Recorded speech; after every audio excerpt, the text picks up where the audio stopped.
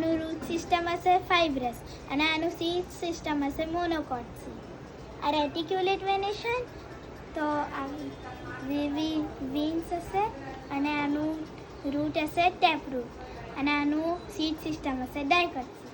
Thank you. સમજાવો કે parallel વેનિશન શું હોય પછી.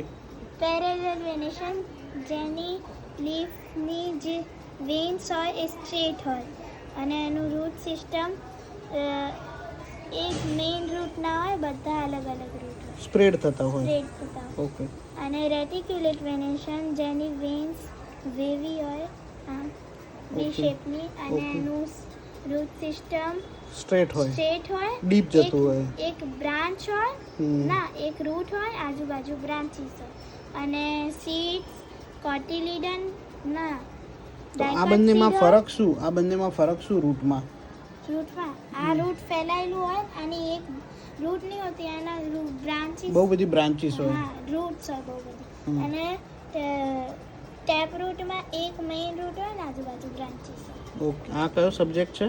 સાયન્સ સાયન્સમાં કયો સબ્જેક્ટ છે? Second chapter, yes. ચેપ્ટરનું નામ શું છે?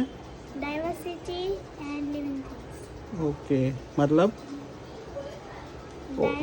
Biodiversity.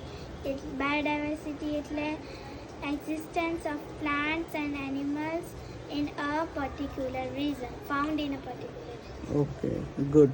Thank you. Thank you.